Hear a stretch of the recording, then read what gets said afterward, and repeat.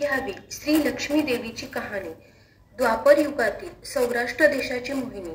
आटपाट नगर होतं, तिथं एक राजा होता। राजाचं नाव होतं भद्रश्रवा। तो शूर होता, दयाळू होता, प्रजादक्ष होता, देवा ब्राह्मणांना साधू संतांना सुखवीत होता। राजाच्या राणीचं नाव होतं सुरतचंद्रिका। ती रूपानं सुंदर होती, पण स्वभावानं गर्विष्ठ होती। मागच्या जन्मी ती होती एका वेश्याची बायको। नवऱ्याचं तिचं भांडण होई, घरी वैतागली, गेली निघून रानात। तिनं पाहिलं सुवासिनींना, त्या करीत होत्या लक्ष्मी व्रत। तिनं पाहिलं व त्यांच्याबरोबर तसं व्रत केलं। दुःख गेली, दारिद्र्य संपलं, परिस्थिती सुधारली। देवीची भक्ती करीत होती। पुढे गेली ती मरून, पुढचा जन्म स्त्रीचाच आला। पुढे भाग्य उजळलं, भद्रश्रवा राजाशी लग्न झालं, ऐश्वर्य हाती आलं। गर्वानं फुगली, गरिबांना विसरली, तोराताठ्यानं बोलू लागली, दासदासींवर खेकसू लागली। एकदा काय झालं, देवीच्या मनी आलं, राणीला भेटावं, मागची आठवण द्यावी, ती ओळखते का पाहावं। राणी राजवाड्यात मजेत राहत होती, राजा तिचं कौतुक करी। त्या दोघांना 7 मुलगे झाले, एक मुलगी झाली। मुलीचं नाव होतं शांबाला। एके दिवशी अचानक देवीनं म्हातारीचं सोंग घेतलं, फाटकी वस्त्र ल्याली, हाती काठी घेतली आधाराला।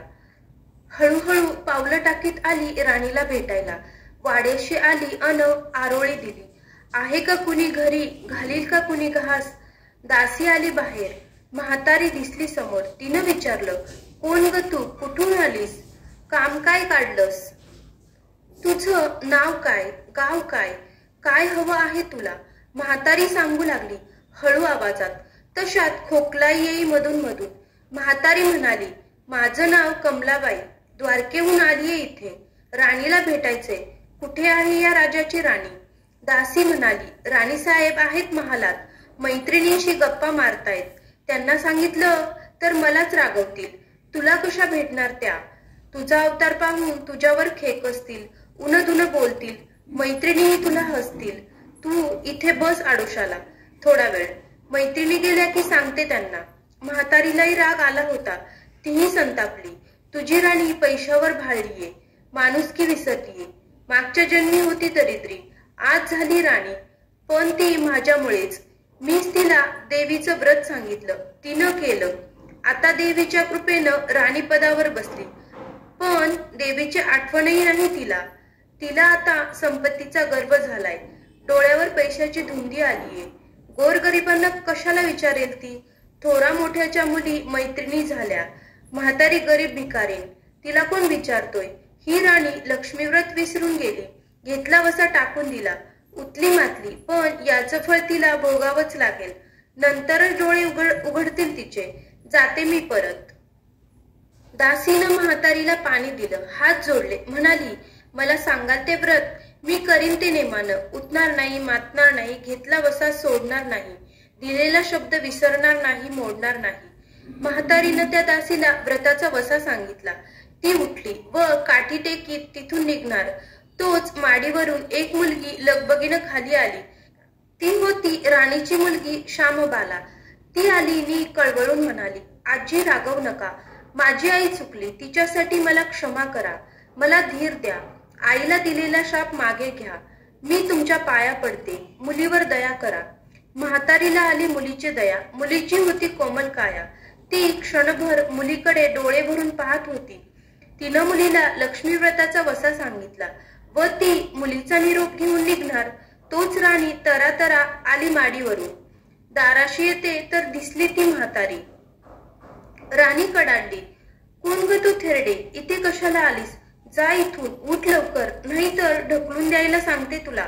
लाज नाही वाटत तुला इथे यायची, दुसरी घरं नाहीत तुला। म्हातारीचे डोळे गरगर फिरले, कपाळावर आठ्या उमटल्या, नी तडकती निघून गेली परत। पुढं दासीनं लक्ष्मीव्रत केलं, तिची स्थिती उत्तम सुधारली, ती गेली दासी पण सोडून व पुढे सुखानं संसारही सुरू होता तिचा। पुढे मार्गशीर्ष महिना आला, पहिल्याच गुरुवारी शांबालेनं लक्ष्मीव्रत केलं। सगळे नेमधर्म पाळून 4 गुरुवार तिनं ते व्रत केलं। शेवटच्या गुरुवारी थाटात उद्यापन केलं। सिद्धेश्वर राजाच्या मालधर नावाच्या राजपुत्राशी शांबालेचा विवाह झाला. तिला राजवैभव मिळालं. लक्ष्मी व्रताच्या प्रभावानं तिचा संसार सुखासमाधानानं चालू होता.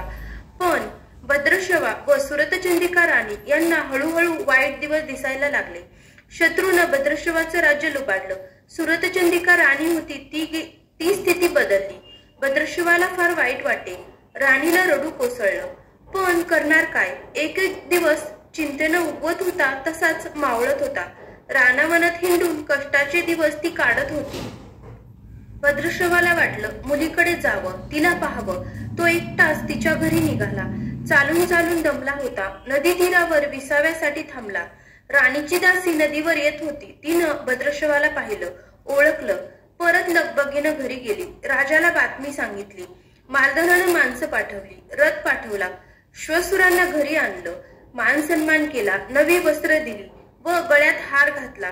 शांबाला वडिलांची नीट व्यवस्था ठेवत होती. राजाचे दिवस अगदी मजेत जात होते.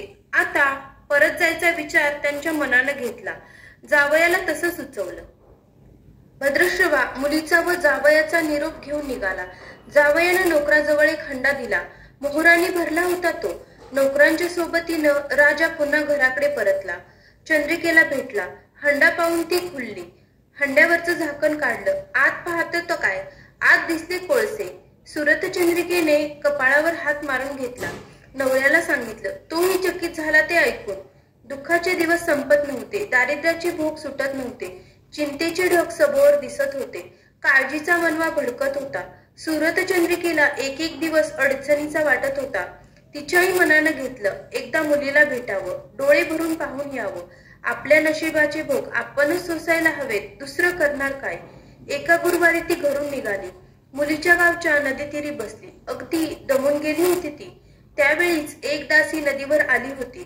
तिनं राणीच्या आईला ओळखलं. ती महाली गेली. राणीला बातमी दिली. तुमची आई नदीवर बसलीये, खूप दमलेली दिसली. तिला आणायला पाठवा कुणीतरी. शांबालेनं रथ बोलावला. आईला घेऊन यायला सांगितलं. आई रथात बसून घरी आली. शांबालेनं पाहिलं. आईला तिनं प्रेमानं मिठी मारली. मुलीच्या घरचं ऐश्वर्य पाहून तिचे डोळे तृप्त झाले होते. पण तोंडातून शब्द फुटत नव्हते. आईला स्नान करायला सांगितलं. मग पैठणी नेसायला दिली. गळ्यात सोन्या मोत्याचे अलंकार घातले. आईचं रूप उठून दिसू लागलं. दुपारची वेळ होती. शांबाला लक्ष्मी व्रताचा वसा करीत होती. लक्ष्मी देवीची भक्तिभावानं पूजा करीत होती. आरती झाली. धूप दीपांचा वास दरवळत होता. शांबालेला उपासच होता. तो ती कडकडीत करी, अगदी निराहार राहून. आईच्या जेवणाची तयारी झाली होती. तिनं आईला जेवायला बोलावलं आणि आईला मागच्या जन्माची आठवण झाली. ती लक्ष्मी व्रताचा वसा करीत होती. लक्ष्मी देवीच्या कृपेनंच ती राणी झाली होती. ती म्हणाली, श्यामा, मी पण जेवत नाही. मीही तुझ्या बरोबर उपासच करेन. श्यामा ठीक आहे म्हणाली. मार्गशीर्ष महिनाच होता तो. चारही गुरुवारी मुलीनं केलेलं व्रत तिच्या आईनं पाहिलं होतं. भक्तिभावानं नमस्कार करीत होती, उपास करीत होती. सर्व दुःख दूर व्हावीत म्हणून प्रार्थना करीत होती. महिना संपला व घरी जायचा विचार ठरला. तिला पोचवायला शांबाला बरोबर गेली होती. 4 दिवस राहून शांबाला परत निघाली. मालधरानं पूर्वी पाठवलेला हंडा तिनं घेतला. त्यात मीठ भरलं व तो नोकराजवळ देऊन ती पुन्हा आपल्या राजवाड्यात आली. मालधराशी गप्पा गोष्टीत वेळ जात होता. त्यानं सहज विचारलं, माहेरून काय आणलंस? शांबालेनं बरोबर आणलेल्या हंड्याकडे बोट दाखवलं. मालधरानं झाकण काढलं. आत काय दिसलं त्याला? मिठाचे खडे. अगं वेडे, हे मिठाचे खडे कशाला? इथे नाही का मिळत मीठ? हो मिळतं ना, पण हे मीठ माझ्या वडिलांच्या राज्यातलं आहे. वडिलांचं राज्य सौराष्ट्रात होतं. तिथल्या शेजारच्या समुद्राचं आहे हे मीठ. समुद्र तीरावर दूरवर माझ्या वडिलांचं राज्य पसरलं होतं. पण आज शांबालेच्या सांगण्यातील गोंब राजानं हेरली होती. पण तो विचारचक्रात गुंतला होता. शांबाला सांगत होती, हे मीठ जीवनाचं अमृत आहे. मिठानंच अन्नाला रुची येते. मीठ नसेल तर सारे पदार्थ अळणी बेचव.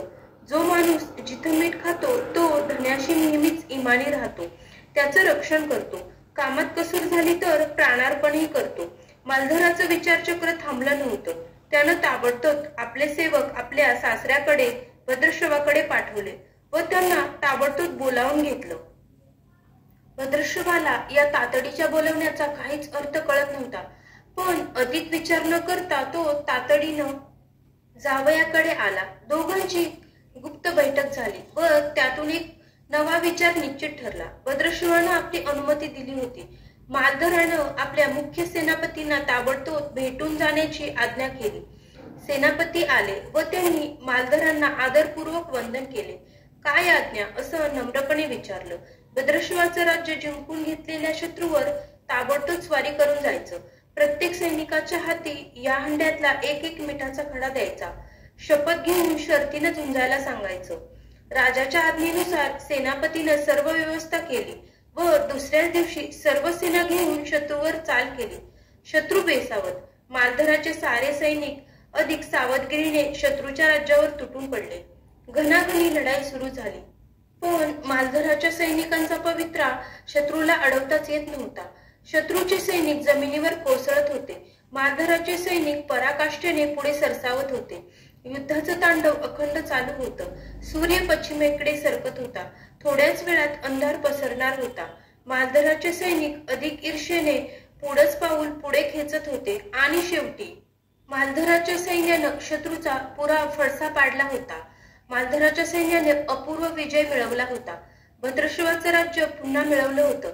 मालधराला व शांबालेला ही आनंदाची वार्ता सेनापतीनं ताबडतोब कळवली. मागे राहिलेल्या सैनिकांनी त्या शत्रूच्या राज्यातील मुख्य खजिना लुटला. अफाट संपत्ती त्यांना मिळाली होती. ती पोत्यात भरून मालधराकडे आणली. त्यात सोन्या मोत्याच्या मोहरा होत्या. अनेक नाणी होती. कित्येक शस्त्रांचा साठाही होता. मालधरानं भद्रशवाला चंदिका राणीला घेऊन यायला सांगितलं. ती आल्यावर घरात आनंदाला उधाण आलं होतं. तो होता गुरुवारचाच दिवस. शांबालेनं लक्ष्मी व्रताची पूजा केली, आरती केली. धूपदीपांचा सुगंध दरवळत होता. तिनं व तिच्या आईनं उपवासच केला होता. रात्री देवीची आरती झाली. देवीला नैवेद्य झाला व सर्वांचं मिष्टान्नाचं जेवण झालं. मार्गशीर्ष महिन्यातला हा शेवटचा गुरुवारचा दिवस. या मंगल मुहूर्तावर मालधरानं भद्रशिवाचं राज्य त्याच्या स्वाधीन केलं व या व्रताची खरी सांगता झाली. राजा राणी परत आपल्या सौराष्ट्रात आली. सुरतचंद्रिकेने पुन्हा लक्ष्मी व्रताचा वसा घेतला व तो आजन्म पाळला. घरची स्थिती पुन्हा पूर्वीप्रमाणे सुधारली होती. राजाचे 7 मुलगे कुठेतरी दूरदेशी गेले होते. तेही अचानक घरी आले. त्यांना पाहून आई वडिलांना जो आनंद झाला त्याचं वर्णन शब्दात सांगणं अगदी अशक्यच. श्री लक्ष्मीदेवीच्या व्रताचा हा अपूर्व अनुभव राजा राणींनी पुढे सतत घेतला. त्यांचे जीवन निश्चित झालं होतं. दुःखाचं वादळ पूर्ण थांबलं होतं. सुखाचे वारे सर्वांनाच सुखवित होते. अशी ही 60 उत्तराची कहाणी सर्वांनी वाचावी, ऐकावी व लक्ष्मीच्या कृपेने त्यांचं घर सदैव फुलावं अशी 5 उत्तरात सुफल संपूर्ण करून सर्वांनी देवीला वंदन करावं ही प्रार्थना. श्री महालक्ष्मी माता की जय.